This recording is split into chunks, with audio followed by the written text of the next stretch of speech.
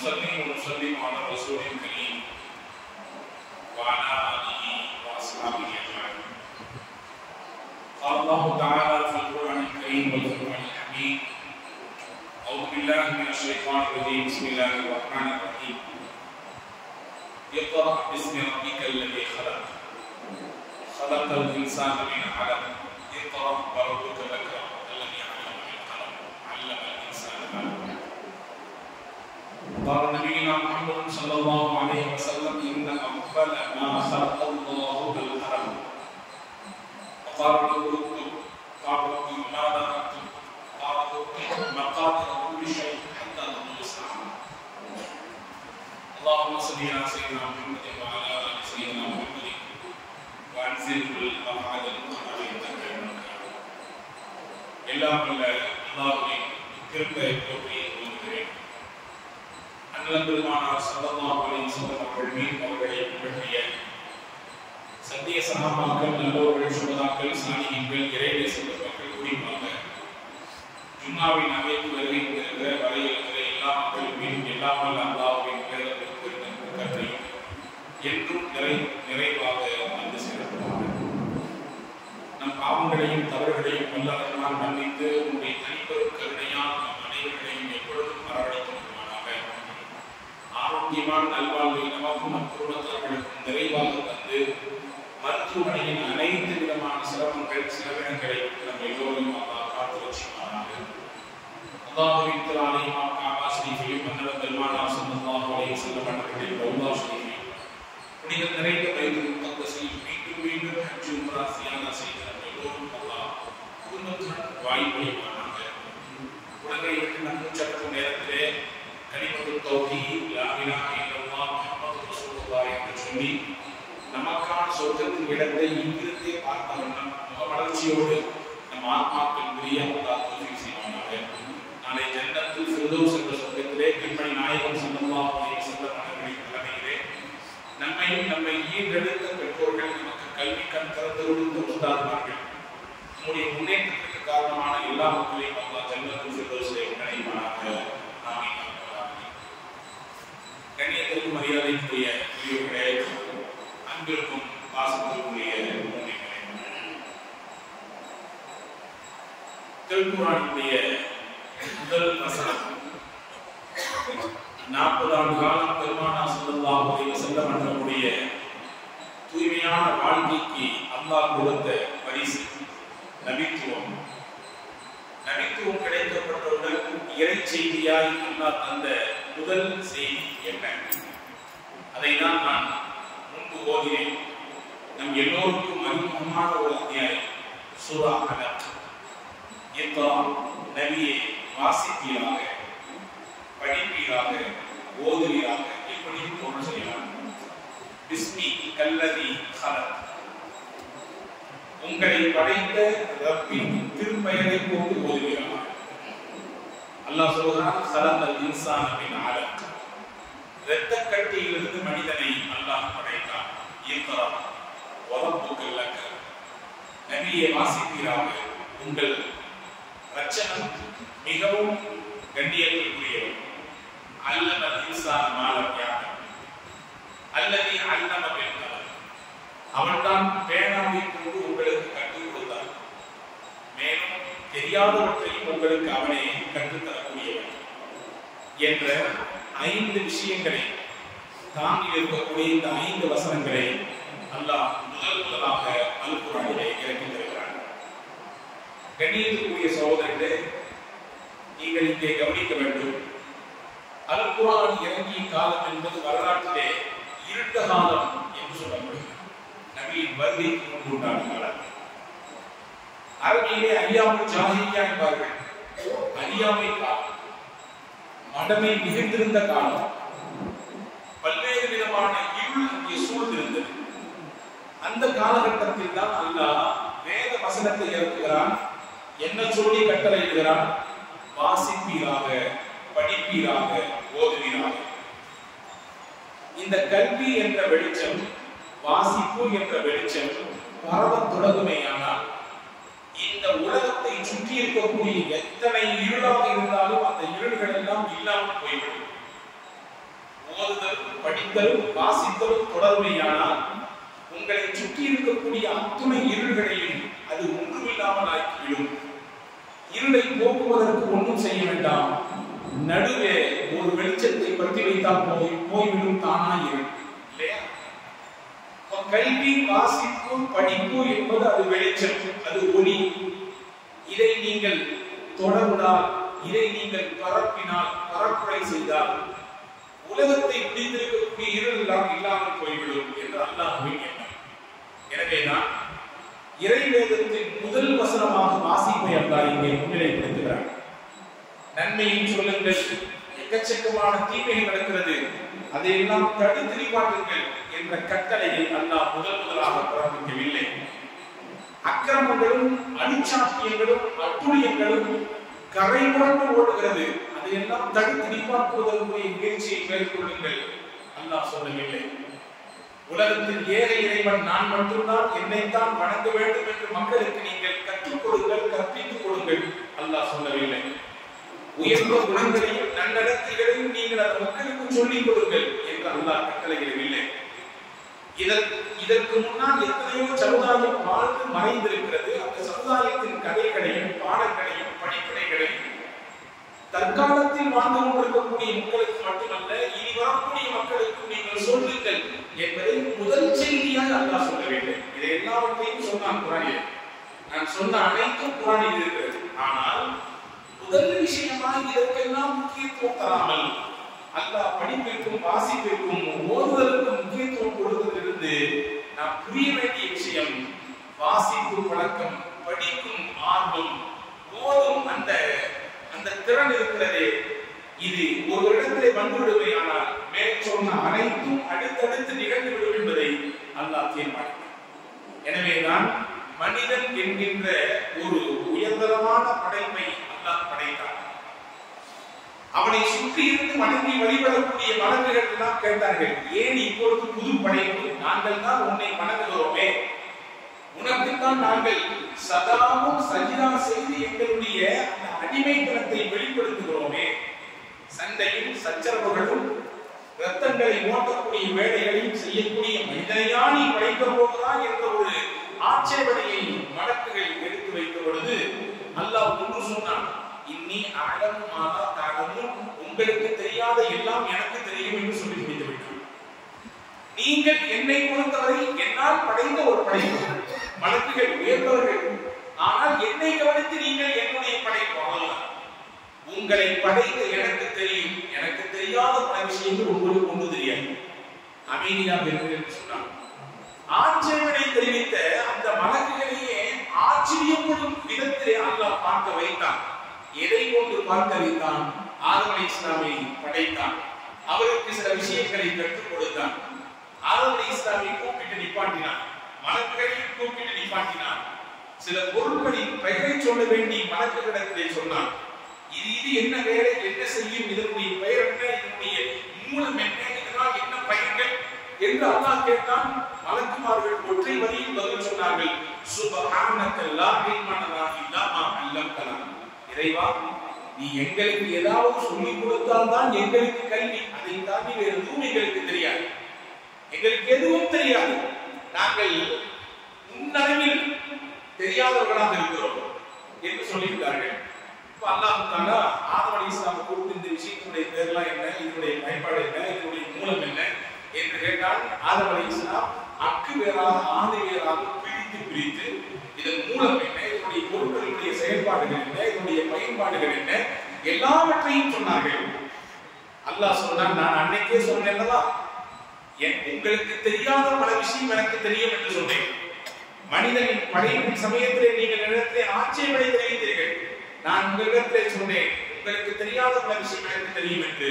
இதோ இந்த மனித படைப்பை கல்வியை கொண்டு நாம் உங்களை விட மேன்மைப்படுத்தியிருக்கிறேன், அறிவை கொண்டு, ஆற்றலை கொண்டு, ஞானத்தை கொண்டு நாம் இந்த மனித படைப்பை மேம்படுத்த இருக்கிறோம் என்பதை அல்லாஹ் மலக்குமார்களுக்கு சொன்னான். மலக்குகளும் ஆட்சியை கொடுத்தார்கள் என்ற செய்தியை நாம் ஹதீஸ்களிலே பார்க்கிறோம். எனவே அன்புக்குரியவர்களே, கல்வியை கொண்டுதான் மனிதன் சிறப்படைகிறார், அறிவை கொண்டுதான் அவனிடத்திலே இருக்கக்கூடிய ஞானத்தை கொண்டுதான் அவன் மென்மேலும் கொடுக்கக்கூடிய வழியை பெற முடிகிறது. அந்த கல்வியையும் ஞானத்தையும் பெற்றுத் தருகிற மூலதனமான வழி என்னவென்றால் வாசிப்பு, படிப்பு. படிப்பதன் வழியாக, வாசிப்பதன் வழியாக நம்முடைய கல்வி அறிவை விசாலப்படுத்திக் கொள்ள முடியும். நம்முடைய ஆற்றலை இன்னும் பெருக்கிக் கொள்ள முடியும். தெரியாத பல விஷயங்களை தெரிந்து கொள்வதற்குரிய வாய்ப்பாய், வழியாய் படிப்பும் வாசிப்பும் அமைகிறது என்பதை நாம் இங்கே கவனத்தில் கொள்ள வேண்டும். எனவேதான் திருக்குர்ஆனை வாசியுங்கள் என்று அல்லாஹ் குர்ஆனிலே சொல்கிறார். திருக்குர்ஆனுக்கு இருக்கக்கூடிய தனிச்சிறப்பு, அதை வாசித்தாலும், அதை பார்த்தாலும், அதை கேட்டாலும், யாராவது ஒருவர் வாசிப்பதை நாம் காது கொடுத்து கேட்டாலும், இது அனைத்துமே இபாதத் என்று நபிகள் பெருமானார் ஸல்லல்லாஹு அலைஹி வஸல்லம் கற்றுத்தருகிறார்கள். குர்ஆனிலே வசனம் உண்டு. அல்லாஹ் சொல்றான், இதா குரிஅல் குர்ஆன் ஃபஸ்தமிஉ லஹு வ அன்சிது லஅல்லகும் துர்ஹமூன். இறை அருள் உங்களுக்கு தேவை என்று நீங்கள் விரும்பினால், உங்கள் சபையிலே திருக்குர்ஆன் ஓதப்பட்டால் காது தாழ்த்தி மௌனமாக இருந்து அதை கேளுங்கள் என்றார். ஓதுங்கள் என்பது ஒரு இபாதத், திருக்குர்ஆனை வாசியுங்கள் என்பது ஒரு இபாதத். ஓதப்படுகிற வசனங்களை, வாசிக்கப்படுகிற வசனங்களை, அதனுடைய பொருளை, அதனுடைய விளக்க முறைகளை கேட்பதும் கூட இபாதத். அது ஒரு நல்ல விஷயம் என்பதை அல் குர்ஆன் இங்கே நமக்கு எடுத்து காட்டுகிறது. எனவே நான் நபிகள் பெருமானார் ஸல்லல்லாஹு அலைஹி வஸல்லம் அவர்களுக்கு அல் குர்ஆன் இறக்கி அருளப்பட்டாலும் நபிகள் போதவும் செய்திருக்கிறார்கள், இன்னொருவரை வாசிக்க செய்து அதை கேட்கவும் செய்திருக்கிறார்கள். ஹதீஸிலே வந்திருக்கிறது, சையதுனா அப்துல்லாஹ் இப்னு மஸ்ஊத் ரலியல்லாஹு அன்ஹு என்ற ஒரு சஹாபி இனிமையான குரலில் அதி அற்புதமாக குர்ஆன் ஷரீஃபினுடைய வசனங்களை ஓதக்கூடியவர்கள். ஒரு நாள் பெருமானார் ஸல்லல்லாஹு அலைஹி வஸல்லம் அவர்களை சந்திக்க வருகிற நேரத்திலே நபிகள் சொன்னாங்க, இப்னு மஸ்ஊத் இக்ரா அலைய அல் குர்ஆன், இறக்கி அருளப்பட்ட குர்ஆனினுடைய சில வசனங்களை எனக்கு நீங்கள் ஓதி காட்டுங்களேன் என்றார்கள். நான் கேட்க போகிறேன், நீங்கள் வாசியுங்கள், நான் கேட்க போகிறேன். இப்னு மஸ்ஊத் ரலியல்லாஹு சொன்னாங்க, யா ரசூலல்லாஹ், நான் உங்களுக்கு ஓதி காட்டுவது அக்ரஹு அலைக வ அலைக உன்ஸில், உங்களுக்கு தானே குர்ஆனை இறக்கி இருக்கிறது, நான் எப்படி உங்களுக்கு நான் வாசித்து காட்டுவது? ரசூலுல்லாஹ் சொன்னாங்க, இன்னி அஸ்தகி அன் அஸ்மஅஹு மின் கைரி, இன்னொருவர் குர்ஆனை வாசித்து அதை நான் கேட்க வேண்டும் என்று இப்பொழுது என் மனம் நாடுகிறது. நான் பிரியப்படுகிறேன். நான் வாசித்து அந்த இன்பத்தில் லயிப்பது என்பது ஒன்று, இன்னொருவரை வாசிக்க வைத்து அதை கேட்டு அதன் இன்பத்தில் அப்படியே தன்னை மறப்பது என்பது வேறொன்று. இந்த இரண்டாவது வகை எனக்கு இப்பொழுது ஆசையாக இருக்கிறது. நீங்கள் வாசியுங்கள், நான் கேட்க போகிறேன். அதன் செய்தனா இப்னு மஸ்ஊத் ரலியல்லாஹு அன்ஹு சூரத்துன் நிசா என்கிற அத்தியாயத்தை அப்படியே துவங்கி ஓதுகிறார்கள். ஓதி ஓதி அந்த வசனங்களின் ஈர்ப்பில், அந்த வசனங்களில் அல்லாஹ் பேசுகிற அந்த வார்த்தைகளில் அப்படியே சொக்கி அமர்ந்த பெருமானார் ஒரு குறிப்பிட்ட வசனத்தை கடக்கும் நேரத்தில் அப்படியே தேம்பி தேம்பி அழுகிறார்கள். திடீரென்று ஓதிக்கொண்டிருந்த குர்ஆனை வாசித்துக் கொண்டிருந்த சையதுனா அப்துல்லாஹ் இப்னு மஸ்ஊத் ரலியல்லாஹு அன்ஹு தலை நிமிர்ந்து பார்க்கும் பொழுது பெருமானாரின் முகமெல்லாம் அப்படியே கவலையில், கண்ணீரில் அப்படியே தவழ்ந்து கொண்டிருக்கிறது. ஸல்லல்லாஹு அலைஹி வஸல்லம் அந்த வசனத்தினுடைய உட்கருத்தை, அந்த அல்லாஹ் பேசக்கூடிய அந்த செய்தியை ஆழமான முறையிலே உள்வாங்கியதினாலே அதிலிருந்து ஏற்பட்ட கண்ணீர் துளிகள் அவை. இங்கே நாம் சொல்ல வருகிற செய்தி என்னவென்றால், நபிகள் நாயகம் திருக்குர்ஆனை தானும் வாசித்திருக்கிறார்கள், பிறரை வாசிக்க சொல்லி கேட்டு அதனுடைய உட்பொருளை ஆழமாக உள்வாங்கி அதனால் ஈர்க்கப்பட்டு சில நேரங்களில் சந்தோஷப்பட்டிருக்கிறார்கள், வேறு சில நேரங்களில் கண்ணீர் விட்டு அந்த வசனத்தினுடைய கருத்திலே அப்படியே தன்னை அழுதும் இருக்கிறார்கள் என்பதாக நபிகள் நாயகம் ஸல்லல்லாஹு அலைஹி வஸல்லம் வாழ்க்கையில் நடந்த செய்தி இது. இப்போ வாசித்தல், நாமும் வாசிப்பது, பிறரை வாசிக்க சொல்லி கேட்பதை மார்க்கம் வரவேற்கிறது. உங்களுக்கு எல்லாம் தெரியலாம், சையதுனா உமர் ரலியல்லாஹு அன்ஹு எதன் மூலம் இஸ்லாத்துக்குள்ளே வந்தார்கள்? ஒரே ஒரு வசனம், அந்த வசனத்தை பார்க்கிறார்கள், அந்த வசனம் சத்தமிட்டு ஓதப்படுகிற அந்த வார்த்தைகளை கேட்கிறார்கள். அந்த கேட்குதலும் அந்த பார்க்குதலும் தான் அவரை இஸ்லாத்தின் பக்கம் திருப்பியது. நபிகளை கொல்ல வேண்டும் என்று வாளை தூக்கி கொண்டு கர்ஜித்து வந்த உமர் ரலியல்லாஹுவை அப்படியே கட்டுண்ட செய்தது எதுவென்றால் ஒரு வசனத்தின் வாசிப்பு. இன்னி அனல்லாஹு லா இலாஹ இல்லா அன ஃபஅபுதுனி, நான் தான் அல்லாஹ், லா இலாஹ இல்லா அன ஃபஅபுதுனி, என்னை தவிர்த்து உலகத்தில் இறைவன் இல்லை, எனவே என்னை மட்டும் நீங்கள் வணங்குங்கள். என்று மூசா அலைஹிஸ்ஸலாம் இடத்தில் அல்லாஹ் பேசிய ஒரு வசனம். இந்த வசனம் தான் உமர் ரலியல்லாஹுவின் கண்களிலும் காதுகளிலும் படுகிறது. அந்த வாசிப்பின் ஓசை அவர் காது வழியாக சென்று உள்ளத்தில் ஏதோ ஒன்று செய்துவிட்டது. நபியை கொல்ல வந்தவர் மனம் மாறுகிறார், திருந்துகிறார், இஸ்லாத்தில். இங்கே சொல்ல வருகிற செய்தி தான், வாசிப்பு ரொம்ப முக்கியமானது. நல்ல விஷயங்களை வாசிப்பது, திருக்குர்ஆனை வாசிப்பது, நல்ல புத்தகங்களை, நூல்களை வாசிப்பது நம்முடைய வாழ்க்கையே அப்படியே புரட்டி போடுகிறது. நபிகள் ஸல்லல்லாஹு அலைஹி வஸல்லம் இந்த தூய இஸ்லாத்தை மதீனாவுக்குள் முதலாக கொண்டு சென்று அதை பரப்புரை செய்த நபி தோழர் சையதுனா முஸ்அப் பின் உமைர் ரலியல்லாஹு அன்ஹு, அவர்களுக்கு பக்கபலமாக உறுதுணையாக இருந்தவர்கள் சையதுனா அஸ்அத் பின் ஸுராரா ரலியல்லாஹு அன்ஹு. இந்த ரெண்டு பேரும் தான் மதீனாவுக்குள்ள போய் தூய இஸ்லாத்தை பரப்புரை செய்தாங்க. பரப்புரை என்றால் வீடு வீடாக ஏறி வாங்க வாங்க நாங்கள் குரு மார்பு கொண்டது எங்க இடத்துல சேர்ந்துட்டு ஆள் சேர்த்தாங்கன்னா ஆள் சேர்க்கல. அவங்க செஞ்ச வேலை என்னன்னா, அதுவரை அருளப்பட்ட திருக்குர்ஆன் வசனத்தை மக்கள் கூடியிருக்கும் சபையிலே வாசிப்பார்கள். அந்த வாசிப்பு, அந்த வசனத்தின் அல்லாஹ் சொல்லுகிற அந்த கருத்து, அதனுடைய தொனி அப்படியே மக்கள் மனங்களை புரட்டி போடுகிறது. மதீனாவில் இருக்கக்கூடிய பெரும் குடும்பத்தைச் சேர்ந்தவர்கள் கூட பனு அப்துல் அஷ்ஹல் என்று சொல்லக்கூடிய ஒரு பெரிய கோத்திரத்தினர்கள். இந்த கோத்திரமே இஸ்லாத்திற்கு வந்தது. குறிப்பாக இந்த கோத்திரத்தின் தலைவர்கள் இருவர், சையதுனா ஸஅத் பின் முஆத் ரலியல்லாஹு அன்ஹு, சையதுனா உஸைத் பின் ஹுதைர் ரலியல்லாஹு அன்ஹு. இந்த ரெண்டு பேரும் முஸ்அபையும் அஸ்அத் பின் ஸுராராவை அடிச்சு கூறவும் தொடர்ந்து சொல்றாங்க. ஏன்னா புதுசா மார்க்கத்தை கொண்டு வந்திருக்காங்க, ஊர் ஃபுல்லா பரப்பிட்டாங்க, இவங்களை அந்த ஊரை விட்டு விரட்டணும் அப்படின்ற எண்ணத்துல வந்தாங்க. முஸ்அப் பின் உமைர் ரலியல்லாஹு அன்ஹு சொன்னார்கள், எங்களை அடிப்பது, துரத்துவது, விரட்டுவது இதுவெல்லாம் இரண்டாம் கட்டம். முதலில் நான் சொல்வதை கேளு, பிடித்தால் ஏற்றுக்கொள்ளுங்கள், பிடிக்கவில்லை என்றால் என்னை நீங்கள் விரட்டுங்கள், துரத்துங்கள், நான் அதற்கு ஆட்சேபனை செய்ய மாட்டேன்.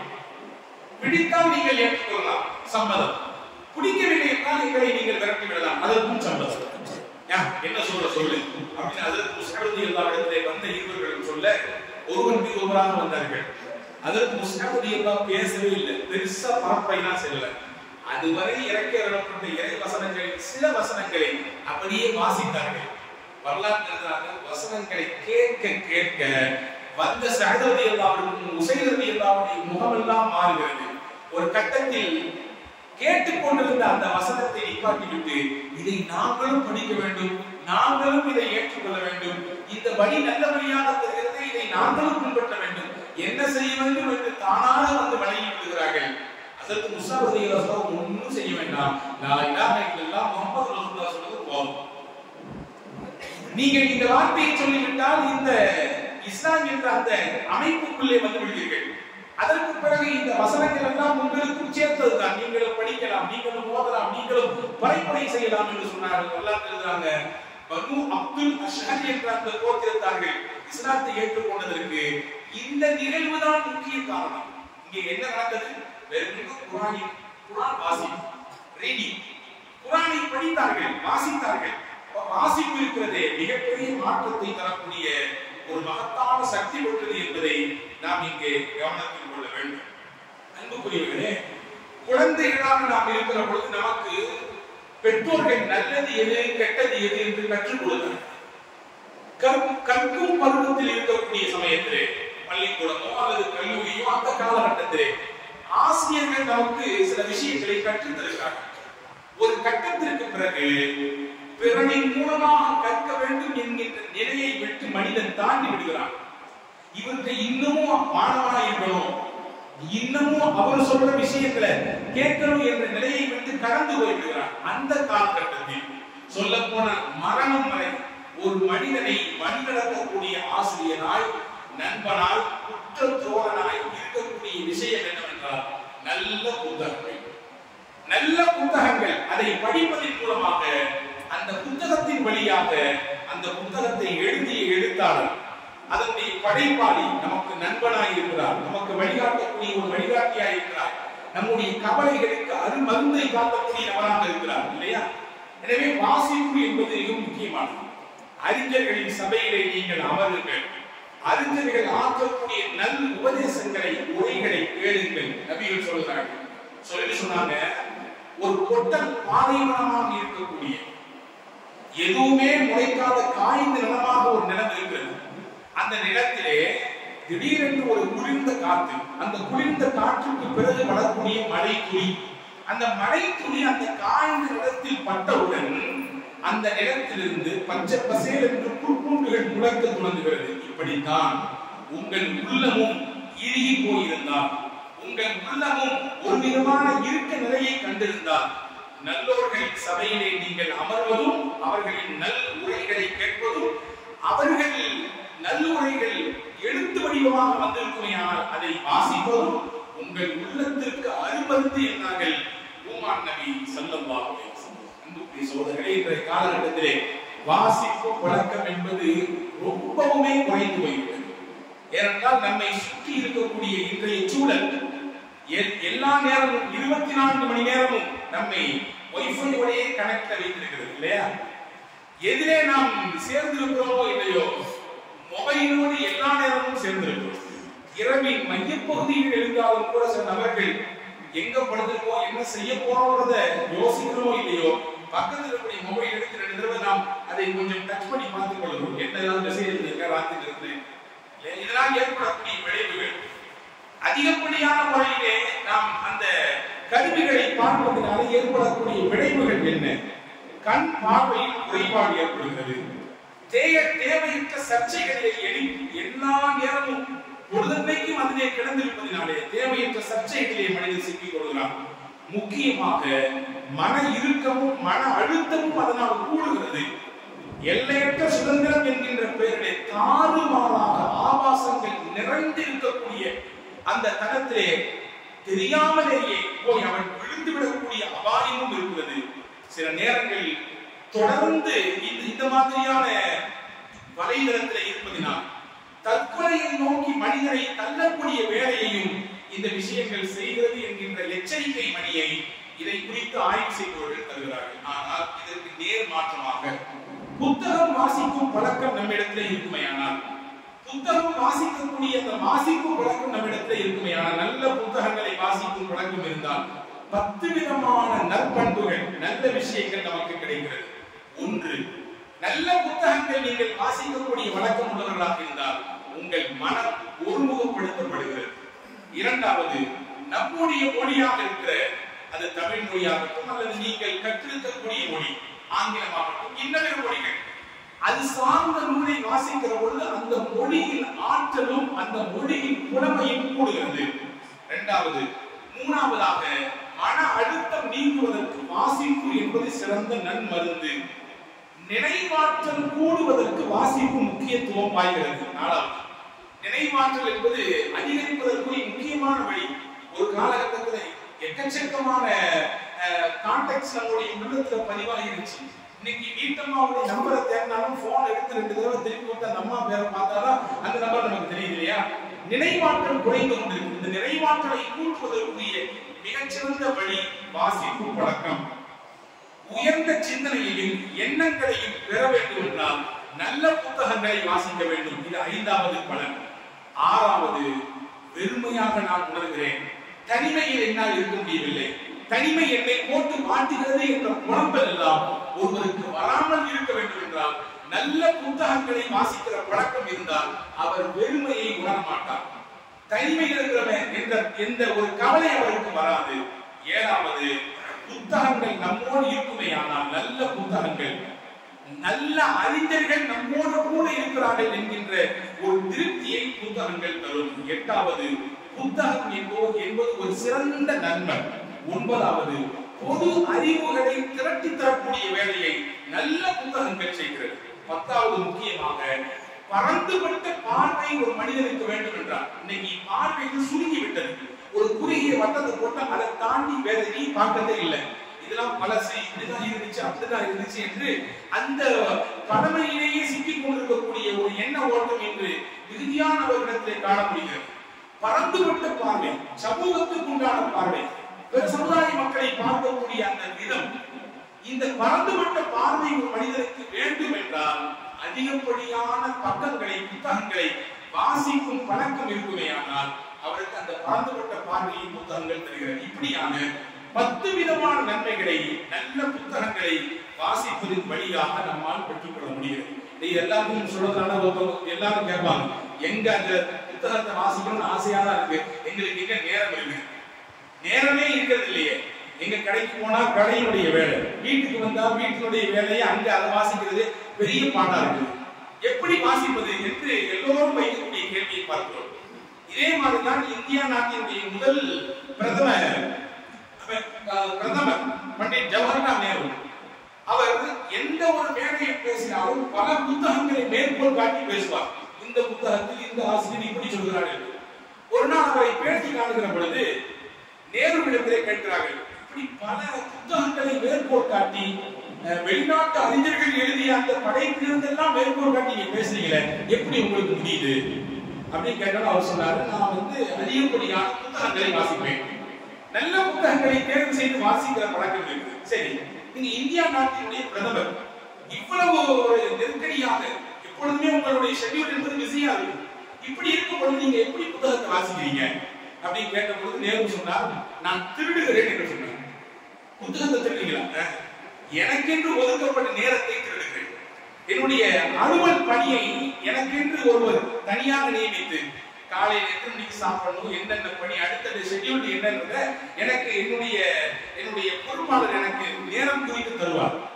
அந்த வரிசையில் என்னுடைய ஓய்வுக்கு என்று சில நேரங்கள் இருக்கு, ஒரு குறிப்பிட்ட நேரம் இருக்கும். அந்த ஓய்வு நேரத்தில் ஒரு பகுதியை நான் எடுத்து நல்ல புத்தகங்களை வாசிப்பதற்கு அந்த நேரத்தை பயன்படுத்திக் கொள்கிறேன். ஒரு நாள் லிப்ட்ல ஏறலாம், ஒரு பெரிய பில்டிங்ல ஏறும் பொழுது லிப்ட் நின்று போச்சாம். பக்கத்துல இருக்க தன்னுடைய உதவியாளர் சொன்னாராமா, அடுத்து ஒரு யோசனை பண்ணுங்க, லிப்ட் இப்படி அடிக்கடி நிக்குன்னு சொன்னா லிப்டுக்குள்ளேயும் ஒரு சின்ன நூலகம் வைங்க, நின்னா சும்மா இருக்காம எடுத்து புத்தகத்திலே வாசிக்காமல என்று சொன்னார். அன்புக்குரிய சகோதரர்களே, நேரம் இல்லை என்று சொல்லுவவர்களுக்கு நேரு சொன்ன வார்த்தை ஒரு பெரிய பாடம் இல்லையா? இன்னைக்கு நிறைய பேர் இருக்கிறாங்க, எங்களுக்கு தூக்கம் வர்றதில்லைன்னா எதையாவது எடுத்து வாசிப்போம், தூக்கம் வரும். அப்ப இவங்க என்ன கண்ணோட்டத்தில் இருக்காங்கன்னா, புத்தகத்தை படிக்க இருக்கிறாங்க, எதுக்காண்டி இருக்கிறாங்க? தூங்குறதுக்காண்டியே சில பேர் இருக்கிறாங்க. இதாவது பரவாயில்ல, ஏன்டே நேரடியாக 2 பேர் சொன்னாங்க, டெய்லி ராத்திரி தூங்குறதுக்கு முன்னாடி உங்க பயணம் போட்டு கேட்பேன், நல்லா தூங்குவோம் முடிஞ்சு போச்சு. இவருடைய பார்வை எப்படி சொல்வது? நல்ல தூங்குறதுக்கான உரையை கேட்கிறாரா அல்லது உண்மையிலேயே செய்திகள் உருவாக்கிக் கொள்வதற்காக நீ கேட்கிறாரா தெரியலையே. இப்ப நேரங்களை நாம் தான் உருவாக்கிக் கொள்ள வேண்டும். அண்ணல் காந்தி இடத்திலே கேட்டார்கள், உங்களுக்கு 1 கோடி ரூபாய் நாங்கள் தருகிறோம், என்ன செய்வீங்க அந்த 1 கோடி ரூபாய் வச்சு? யோசிக்காம பதில் சொன்னாரு, ஒரு நல்ல நூலகம் கட்டி கொடுங்க. நம்மிடத்துல இந்த கேள்வியை வைத்தால் பல சிந்தனை இருக்கும், பல பதில்களை யோசிப்போம், என்ன செய்யலாம், என்ன எப்படி. உடனடியாக பதில் சொன்னார் காந்தி, ஒரு நல்ல நூலகம் கட்டி கொடுப்பேன். அந்த நூலகத்தின் வழியாக பல சிறைச்சாலைகள் அடைக்கப்படுவதற்கு காரணமாக இருக்கும் என்று சொன்னார். லண்டன் லைப்ரரியில 20 வருஷம் ஒரு தொடர்ச்சியாக வாசித்தார். 20 வருடம் வாசித்தார். காலையில் திறந்தவுடன் உள்ளே போவார், மாலை அதை அடைக்கும் பொழுதுதான் வெளியே வருவார். கழுத்தை பிடிச்சு வெளியே தள்ளாத போற மட்டும்தான், அந்த அளவுக்கு வாசித்திருப்பார். 20 வருஷத்துக்கு பின்னால் அவர் உலகம் போற்றும் ஒரு மகத்தான படைப்பாளியாக ஒரு தலைவராக உருவெடுத்தார். அவர்தான் காரல் மார்க்ஸ். தி கேபிட்டல் என்ற ஒரு புத்தகத்தை எழுதினார். தமிழிலே மூலதனம் என்ற ஒரு புத்தகம். கம்யூனிசவாதிகளுடைய சொல்ல போனால் வேத நூலை போன்று அந்த புத்தகம். அவ்வளவு பெரிய புத்தகத்தை ஒரு படைப்பதற்கு அவருக்கு பெரிய ஒரு வழியை ஏற்படுத்தி கொடுத்தது அந்த வாசிப்பு பழக்கம். காஞ்சிபுரத்திலிருந்து தன்னந்தனியாக ஒருவர் வந்தார். இங்கே வந்தவர் சென்னையிலே கன்னிமாரா லைப்ரரி உள்ளே புகுந்தார்.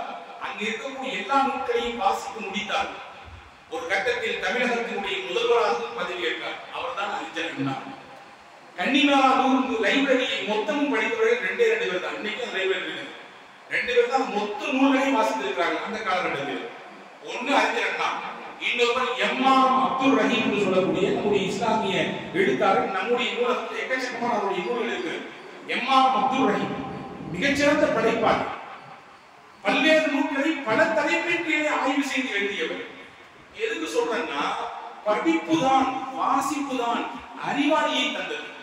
வாசிப்பு தான் ஆளுமை மிக்க தலைவர்களை தந்தது. வாசிப்பு தான் ஒரு தலைமுறையை புரட்டி போடும் அளவிற்கு உண்டான ஆற்றலை சமூகத்திற்கும் தனி மனிதருக்கும் கொடுக்கும். பல்வேறு விஷயங்கள் தெரியாமலேயே மறைந்து கிடக்கிறது. அதை எப்படி வெளியே கொண்டு வருவது? வாசிப்பின் வழியாக தான் கொண்டு வர முடியும்.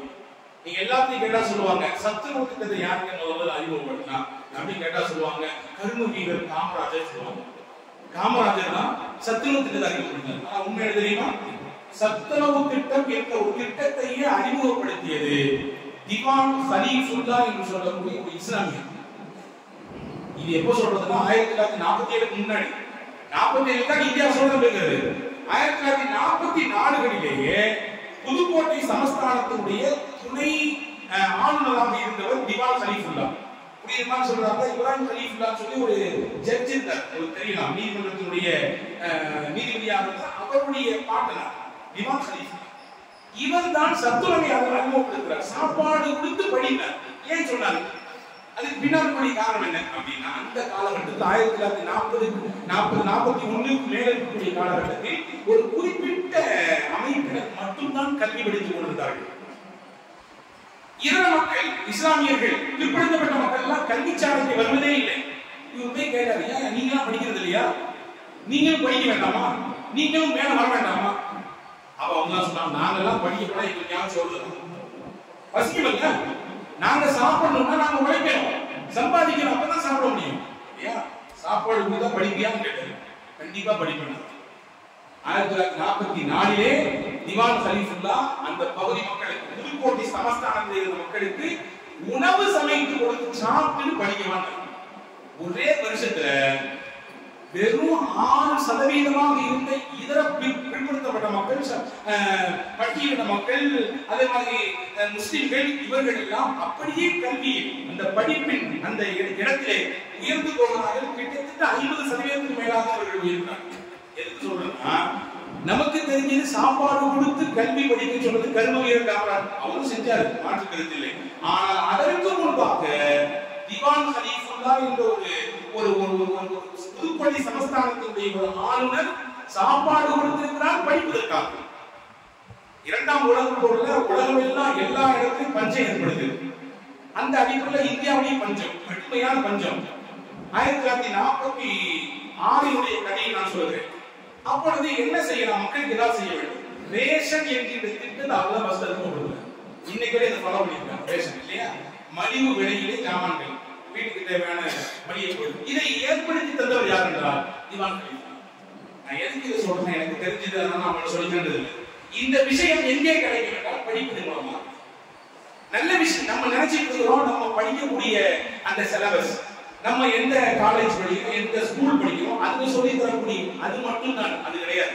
அதையும் தாண்டி உலகத்தை தெரிந்து கொள்வதற்கு பரந்துபட்ட படிப்பு தேவைப்படுகிறது. அனைத்தையும் சமமாக பார்ப்பதற்கு வாசிப்பு தேவைப்படுகிறது. எனவே வாசியுங்கள் என்று நமக்கு நல்லோர்கள் சொல்லித் தருகிறார்கள். நம்முடைய நேரம் இருக்கிறங்க ரொம்ப விலை மதிப்பட்டது. தமிழில் சொல்லுவாங்க, காலம் பொன் போன்றதுவா. அதை ஆங்கிலத்திலும் சொல்லலாம், டைம் இஸ் கோல்ட்னு சொல்லுவாங்க இல்லையா? ஆனா உண்மையிலேயே நேரம் என்பது பொன் போன்றது அல்ல. நேரம் என்பது பொன் போன்றது அல்ல. ஏன் அப்படி சொல்றோம் அப்படின்னா, பொன்னை நாம் தொலைத்தாலோ அல்லது விட்டுவிட்டாலோ அடுத்து கொஞ்சம் நாள் கழிச்சு வாங்கிக்கலாம். ஆனா நேரம் தொலைந்து போனா நிச்சயமாக நம்மால் வாங்க முடியாது. நேரத்தை நாம் இழந்து விடுமையானால் அந்த நேரத்தை திரும்ப பெற முடியுமா? பெற முடியாது. எனவே நேரம் என்பது பொன் போன்றது கிடையாது, அதை விடவும் மேலானது. ஆனா என்ன பிரச்சனைனா, நேரம் நமக்கு இலவசமா கிடைக்கும். அதனால நம்ம அதனுடைய மகிமை நம்மள பல பேருக்கு தெரியறது இல்லை. அதுவும் குறிப்பாக இன்றைய காலகட்டத்திலே சமூக வலைதளங்களுடைய பயன்பாட்டுக்கு பிறகு எதையோ ஒன்றை பார்க்க வேண்டும் என்பதற்காக வேண்டி எடுக்கிறோம். வேற எதையோ பார்த்துவிட்டு நேரங்களும் காலங்களும் அப்படியே போயிடுது. எதையோ பார்க்கறது வேற எதையும் பார்த்துக்கலாம் இருக்கேன் அப்படின்ற மாதிரி என்ன வருது, எல்லாத்துக்கும் வருது இல்லையா? ஒருத்தர் தான் ரூம்ல அவர் தன்னுடைய வேலைக்கு போகும்போது ஷூ, நல்ல அழகான ஷூ, நல்ல விலை மதிப்பற்ற ஒரு துணியை வைத்து ஒரு சாதை வச்சு துடைக்கிறார். பக்கத்துல இருந்தவங்க கேட்டாங்க, ஐயா இந்த ஷூவை துணிக்கிறதுக்கு உனக்கு வேற துணியே இல்லையா? இது பார்த்தா நல்ல ட்ரெஸ் மாதிரி தெரியுது, விலை அதிகமான ஒரு பொருள் மாதிரி தெரியுது, துணி மாதிரி தெரியுது, வச்சு துடைக்கிறீங்க அப்படின்னு கேட்டா அவங்க சொன்னாரா, இந்த ஷூ நான் காசு கொடுத்து வாங்கினது, இந்த ஷால் எனக்கு ஃப்ரீயா கிடைக்குது, இந்த ஷால் எனக்கு இலவசமா கிடைக்குது, இந்த ஷூ நான் காசு கொடுத்து வாங்கினது. இதை வைத்து என்ன புரிகிறோம் என்றால், இலவசமாக சில விஷயங்கள் கிடைக்கிற பொழுது அதனுடைய மகத்துவம் நமக்கு தெரிவதில்லை. இறைவன் நமக்கு இலவசமாக தருகிறான், நேரத்தை, காலத்தை இலவசமாக தருகிறான். அதை நாம் பயன்படுத்தவில்லை என்றால் அது நம்மை வீழ்த்திவிடும். எனவே கால நேரத்தை மிகச்சரியாக பயன்படுத்துவதற்குரிய மிக சிறந்த வழி என்னவென்றால் நல்ல புத்தகங்களை வாசிப்பது, நல்ல புத்தகங்களை தேர்வு செய்து வாசிப்பது. நம்மிலே எத்தனை நபர்களால் சொல்ல முடியும், நான் திருக்குறானில் இத்தனை ஜுசுக்களை நான் முழுமையாக வாசித்து விட்டேன். வெறுமென்ன ஓதுதல் என்பது ஒன்று, அதனுடைய பொருள் உணர்ந்து ஓதுதல் என்பது ஒன்று. நாயகத்தின் வரலாற்றை நான் இத்தனை சாப்டர் முடிச்சிட்டேன், நபியினுடைய பிறப்பிலிருந்து இதுவரை நான் குடித்து விட்டேன் என்ற நம்மில் எத்தனை பேர் சொல்ல முடியும்? எம்ஆர் அப்துல் ரஹீம் என்ற அந்த மிகச்சிறந்த எழுத்தாளரிடத்திலே போய் கேட்டாங்க ஒரு நாள். எல்லா கேள்வியும் கேட்டு முடிச்சவங்க கேட்டாங்கன்னா, உங்களுடைய பொழுதுபோக்கை நீங்க என்ன செய்வீங்கன்னு கேட்டாங்க. அவர் சொன்னாங்க, எனக்கு பொழுதுபோக்கு அப்படின்னு ஒன்றே கிடையாது, பொழுது பத்தல, இருக்கிற நேரம் எனக்கு பத்தல, எனக்கு சும்மா நேரம் இருந்தாலும் அதை போக்குறதுக்கு ஏதாவது வழியை தர முடியும், எனக்கு பொழுதுபோக்கு என்ற அம்சமே தேவைப்படவில்லை. காரணம் என்னவென்றால் என்னுடைய நேரங்களை மிகச்சரியாக பகுப்பாய்வு செய்து நான் அதை பயன்படுத்திக் கொள்வேன் என்று சொன்னார். அன்புக்குரிய சகோதரர்களே, எனவே நம்ம நேரங்களை காலங்களில் நல்ல விஷயங்களில் பயன்படுத்த வேண்டும். குறிப்பாக ஓய்வு நேரம் கிடைக்குமே ஆனால் அந்த நேரத்தில் கொஞ்ச நேரமாக நல்ல நூல்களை புரட்டி வாசிப்பது. நமக்கு எந்த மொழியில் அதிக பரிச்சயம் இருக்கிறதோ, நமக்கு எந்த மொழியில் அதிக ஈடுபாடு இருக்கிறதோ அந்த மொழியையே நீங்கள் தேர்வு செய்யுங்கள். எதை படிக்க உங்களுக்கு ஆர்வம் அதிகம்? சில நபர்களுக்கு கதை படிச்சா பிடிக்கும், கதையை எடுத்து படிங்க. சில நபர்களுக்கு கவிதைகள் வாசித்தால் பிடிக்கும், கவிதை வாசியுங்கள். சில நபர்களுக்கு வரலாறு படிப்பதற்கு பிடிக்கும், வரலாறு எடுத்து வாசியுங்கள். சில நபர்களுக்கு ஏதாவது ஜோக்ஸ் படிக்கிறதுக்கு பிடிக்கும், பரவாயில்ல, அதை எடுத்து வாசிப்பீங்க. கற்பனையாக இருக்கக்கூடிய விஷயங்களை படிப்பதற்கு சில பேருக்கு பிடிக்கும், கிரைம் நாவல்கள் பிடிக்கும் சொன்னவர்கள், பரவாயில்ல, வாசிப்பு வர வேண்டும் என்பதற்காக வேண்டி நீங்கள் படியுங்கள். படிப்பு நான் உள்ளபடியே நான் ஆரம்பத்தில் சொன்னதை போன்று மிகச்சிறந்த புரிதலையும் மிகச்சிறந்த ஆளுமையையும் ஒரு மனிதனுடைய மிகச்சிறந்த பக்குவத்தையும் தரக்கூடியது நல்ல வாசிப்பு. எனவேதான் நம்முடைய பள்ளியிலே நிர்வாகத்தின் சார்பாக ஒரு நூலகம் இங்கே தயார் நிலையிலேயே இருக்கிறது. நானும் ஒவ்வொரு நாளும் பார்ப்பதுண்டு, இதை எத்தனை பேர் பயன்படுத்துகிறார்கள் என்று உள்ளபடியே சொல்கிறேன், மனதிற்கு வேதனை தான். இதை பயன்படுத்துவது மிக மிக குறைவு. நாம் இங்கே ஆயிரக்கணக்கான ரூபாய் செலவு செய்து ஒரு நூலகத்தை ஏற்படுத்தியதனுடைய முக்கிய நோக்கம் என்னவென்றால் அடுத்த தலைமுறை மிகச்சிறந்த படிப்பாளியாக வேண்டும். ஆரம்பத்தில் சொன்ன படிப்பு வெறுமன ஸ்கூலோ காலேஜோ சொல்லக்கூடியது மட்டும் படிப்பு கிடையாது. அது ஒரு கதையை கற்றுத் தருகிறார்கள். படிப்பு என்பது சமூகத்தை படிப்பது, உலகத்தை படிப்பது, அறிவியலை படிப்பது, ஆன்மீகத்தை படிப்பது, கடந்து வந்த பார்வை ஏற்படுத்திக் கொள்வதற்காக இது எல்லாம் தர விஷயம் என்னன்னா நல்ல புஸ்தகம், நல்ல புத்தகங்கள் தான் தெரியும். எனவேதான் சொன்னார்கள், உங்கள் வீடு சிறக்க வேண்டும் என்று நீங்கள் ஆசைப்பட்டார், உங்கள் பிள்ளைகள் படிப்பாளியாக ஆக வேண்டும் என்று நீங்கள் விருப்பப்பட்டார், உங்கள் வீட்டிலேயே ஒரு சின்ன நூலகத்தை ஏற்படுத்துங்கள். புத்தகங்கள் வாசிக்கிற பழக்கத்தை நீங்கள் முறையில் மேற்கொள்ளுங்கள். உங்க பிள்ளை ஆட்டோமேட்டிக்காக பார்த்து படிப்பான். அவன் படிய சொல்ல வேண்டிய தேவையில்லை, அவன் பார்வையில் படும் இடத்திலே நல்ல நூல்களை வையுங்கள். குறைந்தபட்சம் ஒரு 50 புத்தகமாவது ஒரு வீட்டில் இருக்க வேண்டும். அது படிக்கிறோமோ இல்லையோ ஒரு நாள் அந்த புத்தகம் உங்களை படிக்க வைக்கும். நீங்க வாங்கி வைக்க ஃபர்ஸ்ட் ஒரு நாள் அந்த புத்தகம் உங்களை எடுக்க வைக்கும், படிக்க வைக்கும். வல்ல ரஹ்மான் நல்ல சிறந்த நிலையை ஏற்படுத்துவதற்குரிய மாற்றங்களை எல்லாம் தருவானாக. நல்ல நூல்களை தேர்வு செய்து வாசிக்கிற பழக்கத்தை எல்லாம் ஏற்படுத்துவானாக. ஒவ்வொரு வருஷமும் சென்னையில புத்தகம் நடக்குது, ரொம்ப பிரபலம் அது. இந்த வருஷமும் போட்டிருக்காங்க சென்னையில ஒரு கிட்டத்தட்ட ஒரு 14-17 நாட்கள் புத்தக கண்காட்சி நடக்கிறது. இந்தியாவிலிருந்து மட்டுமல்லாம பல நாடுகளிலிருந்து வந்து இந்த புத்தக கண்காட்சிக்கு வந்து பார்த்து புத்தகங்களை வாங்கி போயிட்டு இருக்காங்க. எனவே அன்பர்களே, வாய்ப்பு இருந்தால் அங்கே குடும்பத்தோடு போங்க, போய் புத்தகங்கள் வாங்குவதற்குரிய முயற்சி செய்யுங்கள். வாங்கி பிள்ளைகளுக்கு பரிசு கொடுங்கள். நல்ல புத்தகங்களை உங்கள் நண்பர்களுக்கு பரிசுகளாக அமையுங்கள். வல்ல ரஹ்மான் அந்த சிந்தனையை நமக்கு தருவானாக. நல்ல புத்தகங்களின் வழியாக சிறந்த சிந்தனையையும் சிறந்த ஆக்கத்தையும் நம் அனைவர்களுக்கு அந்த சமுதாயத்தில் அதற்கான மாற்றத்தை விளைவிப்பதற்கு அந்த பழக்கத்தை எல்லாம் நமக்கு தந்த முடிவானாக. ஆமீன். வாஹிர் தாவானா அல்ஹம்துலில்லாஹி ரப்பில் ஆலமீன். அஸ்ஸலாமு அலைக்கும்.